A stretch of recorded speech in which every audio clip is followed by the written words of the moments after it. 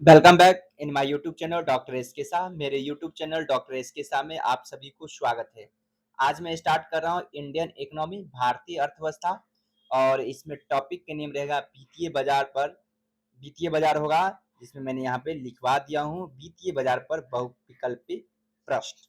और ये तमाम जो भी कॉम्पिटिटिव का प्रिपरेशन करने वाले हैं, कंपटीशन का, उन तमाम कॉम्पिटिटिव स्टूडेंट के लिए रेलेवेंट है।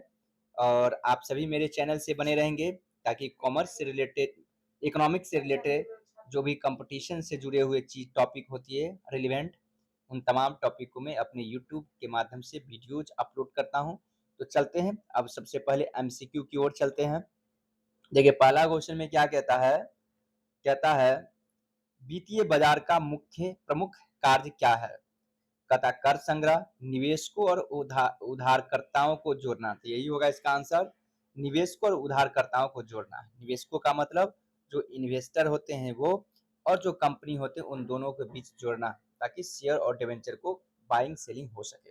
ठीक है, इसका मतलब इसका आंसर नंबर बी होंगे। दूसरा में देखिए क्या कहता है, निम्नलिखित में से कौन सा पूंजी बाजार का हिस्सा है। तो देखिए पूंजी बाजार कहता है मुद्रा बाजार, सरकारी बॉन्ड, बैंक ऋण, सावधि जमा। कहता है में से कौन सा पूंजी बाजार यानी कि कैपिटल मार्केट।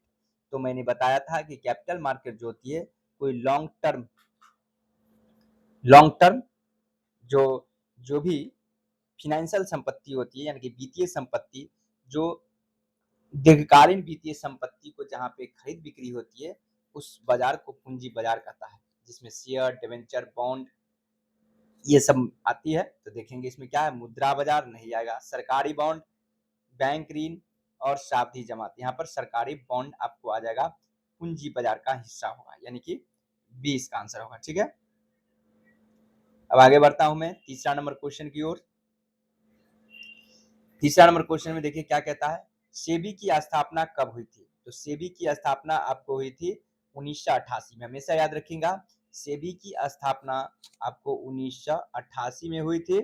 जबकि आपको पूछेगा सेबी एक्ट की बात करेगा तो हमेशा याद रखिए ये है 1991। यहाँ पर अक्सर स्टूडेंट को कंफ्यूजन होती है, क्योंकि सेबी की स्थापना और उसकी एक्ट दोनों को एक ही समझते। तो क्या समझे, कभी कभी 1991 92 दोनों दिया होती है, अगर 92 दिया रहेगा तो 92 भी आंसर मानेंगे। ठीक है, 91 92 माना गया। तो सेबी की स्थापना याद कर लीजिए 1988 है, जबकि इसका एक्ट 1991 और 92 है। ठीक है, अब मैं आगे बढ़ रहा हूँ चौथा नंबर क्वेश्चन की ओर। आइए, कहता है मुद्रा बाजार में कौन सा उपकरण नहीं आता है। तो देखिए मुद्रा बाजार में आपको मैंने बताया था, मनी मार्केट में आपको क्या आता है, आपको ट्रेजरी बिल आता है। ठीक है, उसके बाद आपको आता है क्या चीज, कॉमर्शियल पेपर्स आती है। ठीक है, ये सब आती है इसमें। देखिए मुद्रा बाजार में कौन सा उपकरण नहीं आता, ट्रेजरी बिल, वाणिज्यिक पत्र यानी कि कॉमर्शियल पेपर आता है, शेयर, कॉल मनी। यानी कि ये तीनों को तीनों आता है, शेयर नहीं आता है, क्योंकि शेयर, डिवेंचर, बॉन्ड आपको आता है कि इसमें पूंजी बाजार में आता है। ठीक है, अब मैं आगे बढ़ रहा हूँ। अब देखें क्वेश्चन नंबर 5 में क्या कहता है, आईपीओ का पूरा नाम क्या है। तो मैंने बताया था आईपीओ का पूरा नाम जो है इनिशियल पब्लिक ऑफर। तो देखिए इनिशियल पब्लिक ऑफर कहाँ है, तो ये सी में, सी इसका आंसर हो जाएगा। ठीक है, आगे मैं बढ़ रहा हूँ। फिर कहता है 6 में, निम्न में से कौन सा एक द्वितीयक बाजार है। तो प्राथमिक बाजार, मुद्रा बाजार, स्टॉक एक्सचेंज। तो स्टॉक एक्सचेंज एक द्वितीय बाजार है। मैंने बताया था जो फिनेंशियल मार्केट दो प्रकार की होती है, फिनेंशियल मार्केट जो होती है वो दो प्रकार की होती है। एक मैंने बताया था कैपिटल कैपिटल मार्केट यानी कि पूंजी बाजार, और दूसरा होती है मनी मार्केट। ठीक है, फिर मैंने बताया था कैपिटल मार्केट को भी दो भागों में बांटा गया है, एक होती है प्राइमरी मार्केट यानी कि प्राथमिक बाजार, और होता है एक सेकेंडरी मार्केट, सेकेंडरी यानी कि द्वितीय बाजार। तो मैंने बताया था कैपिटल मार्केट में क्या होती है, इसमें दीर्घकालीन वित्तीय संपत्तियों को क्रय बिक्री किया जाता है, जैसे शेयर, डिबेंचर, बॉन्ड्स, ठीक है, इत्यादि को। अब इसमें है, इसको दो भागों में बांटा गया। प्राइमरी मार्केट पूंजी बाजार का वह बाजार होती है जहां पे कोई भी शेयर, डिबेंचर को फर्स्ट यानी कि प्रथम बार खरीद बिक्री की जाती है। इसमें डायरेक्ट इन्वेस्टर कौन होती है, डायरेक्ट इन्वेस्टर और कंपनी का हस्तक्षेप होती है। इसमें बीच की कोई भी व्यक्ति नहीं होती है, ठीक है। फर्स्ट टाइम में इसी को रहता है आईपीओ, इनिशियल पब्लिक ऑफर, प्रथम बार में शेयर को बेचा जाता है। सेकेंडरी मार्केट में क्या होती है, ये पूंजी बाजार की वह मार्केट होती है जहां पे पुराने शेयर, डिवेंचर, बॉन्ड्स को खरीद बिक्री की जाती है। इसमें ये जो होती है कस्टमर्स टू कस्टमर बेचा जाता है, जो इन्वेस्टर है वो इन्वेस्टर को इसमें बेचा जाता है, इसमें कंपनी का कोई रोल नहीं होता। तो इस बीच में स्टॉक एक्सचेंज का अपना माध्यम से शेयर डिवेंचर को बाइंग सेलिंग की जाती है। यहाँ पर स्टॉक एक्सचेंज इसका आंसर हो जाएगा, ठीक है। एकदम अच्छे से समझना है, एकदम डीपली से। फिर देखिए कहता है एनएससी का पूर्ण नाम क्या है, तो नेशनल स्टॉक एक्सचेंज, ये आप लोग पहले से अवगत होंगे। ये कहते हैं बॉम्बे स्टॉक एक्सचेंज की स्थापना कब हुई थी, तो बॉम्बे स्टॉक एक्सचेंज की स्थापना जो हुई थी आपको 1875 में, हमेशा याद रखेंगे। बॉम्बे स्टॉक एक्सचेंज की स्थापना 1875 ईस्वी में हुई थी। इसका आंसर बी हो जाएगा, ठीक है। कौन सा वित्तीय साधन इक्विटी से संबंधित है, इक्विटी से कहता है debentures, bond, shares, treasury bill, तो शेयर होगा। देखेंगे कौन सा कहता है वित्तीय साधन इक्विटी से संबंधित है, तो देखिए इक्विटी संबंधित कहना ये चाहता है कि जैसा कि आपको मैंने बताया कि फाइनेंशियल मार्केट दो प्रकार की होती है, कैपिटल मार्केट, एक मनी मार्केट। कैपिटल मार्केट में मैंने बताया था दीर्घकालीन शेयर, डिवेंचर्स, बॉन्ड का होती है। यहाँ कहते हैं इक्विटी। तो देखेंगे जो शेयर्स होती है, जो शेयर्स होती है वो शेयर्स होती है दो प्रकार की, ठीक है। मैंने इससे पहले भी बताया होगा। शेयर्स जो होती है दो प्रकार की, एक होती है इक्विटी शेयर, ईएस, और दूसरा होता है पीएस, प्रेफरेंस शेयर। यानी कि इक्विटी शेयर यानी कि समताधिकार हिंदी में बोला जाता है, पीएस प्रेफरेंस शेयर पूर्वाधिकार अंश, ठीक है। पूर्वाधिकार अंश जो है इक्विटी शेयर में मैंने बताया था, इसमें ओनरशिप का राइट मिलती है, और प्रेफरेंस शेयर में ओनरशिप की राइट नहीं मिलती है, ठीक है ना। तो इसलिए बोला गया इक्विटी से संबंधित क्या है, तो शेयर, यहाँ पर आंसर शेयर हो जाएगा, ठीक है। अब हम लोग चलते हैं 10 में, सेबी का मुख्य उद्देश्य क्या है, तो देखेंगे सेबी का मुख्य उद्देश्य कहता क्या है, तो विदेशी निवेशकों को बढ़ावा देना, नहीं, स्टॉक मार्केट में धोखाधड़ी को रोकना। तो इसका आंसर ये होगा, हमेशा याद रखिए। सेबी का काम क्या है, security exchange board of India इसका फुल नेम है।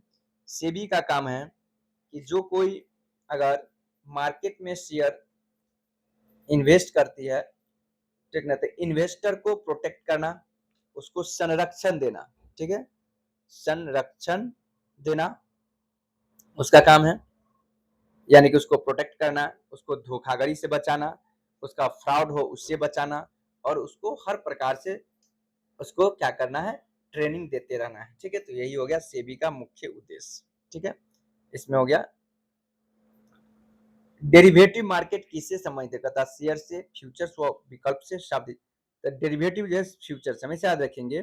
डेरिवेटिव मार्केट वह मार्केट होती है जहां पे कोई भी चीजों का ऑप्शन, एग्रीमेंट और फ्यूचर्स पे कोई भी चीज को खरीद बिक्री की जाती है, मतलब अनुबंध पे खरीद बिक्री की जाती है इन फ्यूचर के लिए, ठीक है। आगे हम लोग बढ़ते हैं। अब देखिए कहता है कॉल मनी किस अवधि के लिए होती है, तो कॉल मनी एक दिन के लिए होती है। देखिए कॉल मनी का मतलब क्या होती है, जैसे कि हम लोगों को अगर कोई मनी की आवश्यकता होती है, फंड की रिक्वायरमेंट, तो हम लोग बैंक के पास जाते हैं। लेकिन जब बैंकिंग कंपनी को एट द नाइट के लिए पैसे की आवश्यकता होता है, एक दिन के लिए या टू दी पॉइंट पैसे की आवश्यकता होती है, तो बैंक क्या करती है, एक बैंक से दूसरे बैंक क्या करती है, जाकर के पैसा ले लेती है। जैसे अगर हमारे पास बगल में एसबीआई बैंक है, इसके पास फंड की कमी हो गया, तो ये क्या करेगा, एक दिन के लिए पीएनबी, पंजाब नेशनल बैंक से जाकर के फंड को ले लेगी, अपना डेली अपने फंड का जितना रिक्वायरमेंट है उसके लिए।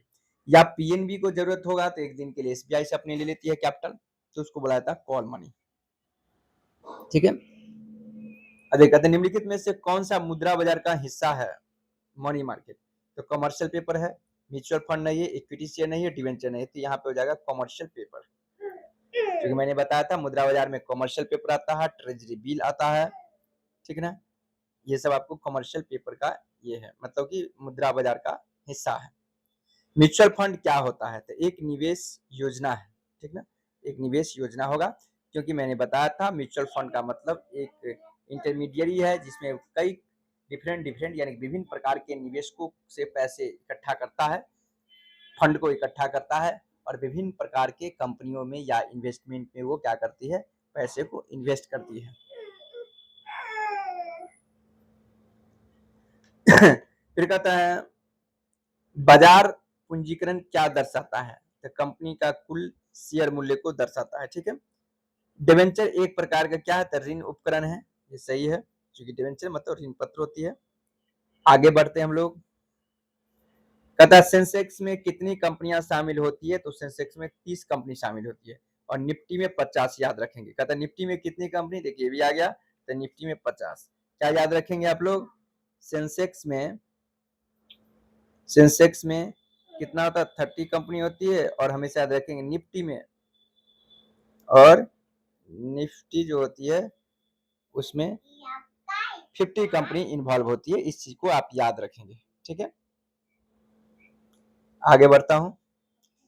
कहता है प्राथमिक बाजार में क्या होता है, तो पुराने शेयरों का लेन देन, नहीं गलत है। नए शेयरों का निर्गमन, तो नए शेयरों का होते हैं, क्योंकि प्राथमिक बाजार में मैंने बोला कि नए शेयरों को निर्गमन होता है और इन्वेस्टर परचेज करता है। विदेशी मुद्रा बाजार को क्या कहा जाता है, तो फॉरेक्स मार्केट, हमेशा याद रखिए विदेशी मुद्रा बाजार को फॉरेक्स मार्केट बोला जाता है। फिर कहता है शेयर मार्केट का मुख्य जोखिम क्या होता है। ठीक है, शेयर मार्केट का मुख्य जोखिम क्या होता है, तो कहता है मुद्रास्फीति, तो शेयर मार्केट में होता है, ये भी सही है। ब्याज दर, ये भी एक रिस्क है। बाजार अस्थिरता, ये भी सही, इसका मतलब ऑल ऑफ दीज यानी कि डी इसका आंसर होगा। सेबी किस प्रकार की संस्था है, तो कहता है सरकारी बैंक, नियामक संस्था, वित्तीय संस्था और कंपनी, तो एक नियामक संस्था है। ठीक है, नियामक संस्था है।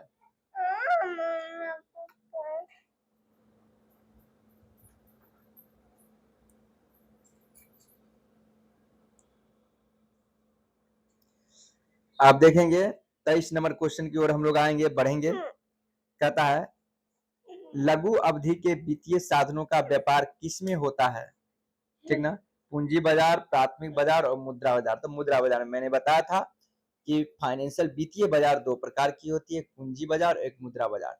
पूंजी बाजार में कोई भी संपत्ति जो होती है वित्तीय संपत्ति, उसमें अपने लोग क्या करते हैं, दीर्घकालीन और वित्तीय संपत्ति को खरीद बिक्री करते हैं, जबकि मुद्रा बाजार में दीर्घकालीन अर्थात शॉर्ट टर्म जो भी वित्तीय संपत्ति है उसका बाइंग सेलिंग किया जाता है और इसका देखरेख आरबीआई के द्वारा होता है, जबकि कैपिटल मार्केट को देखरेख अर्थात रेगुलेट होती है सेबी के द्वारा की जाती है।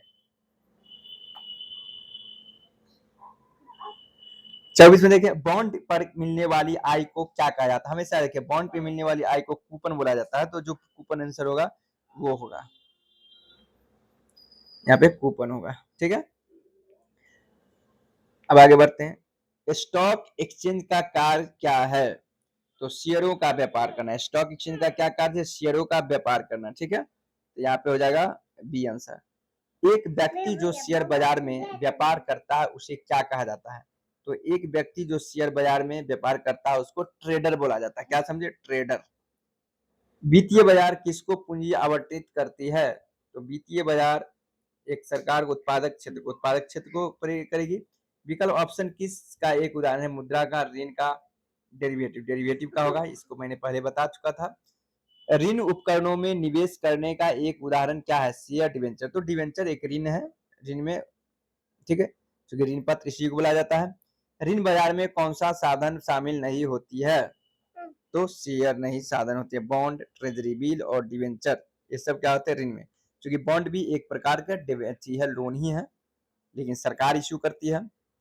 ट्रेजरी बिल वही है, आरबीआई के द्वारा इश्यू की जाती है। शेयर, डिवेंचर, ठीक है, तो इस तरह से हुआ। तो आप लोग इस ऑब्जेक्टिव एमसीक्यू को समझा, तो इस क्लास को यहीं पर मैं एंड करता हूँ। Okay, bye bye.